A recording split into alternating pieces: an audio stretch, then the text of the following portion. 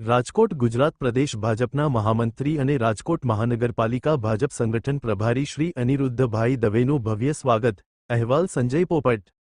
સૌપ્રથમ તો હું આજે રાજકોટ મહાનગર ખાતે ભારતીય જનતા પાર્ટી કાર્યાલય કમલમ ખાતે રાજકોટ મહાનગરના સૌ કાર્યકર્તાઓની શુભેચ્છા મુલાકાત પરિચયાત્મક બેઠક સંગઠનાત્મક બેઠક માટે આવ્યો છું.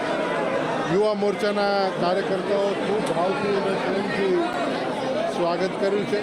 રાજકોટ ભાજપ મહાનગરના કાર્યકર્તાઓએ પણ ખૂબ ભાવથી પ્રેમથી સ્વાગત કર્યું છે.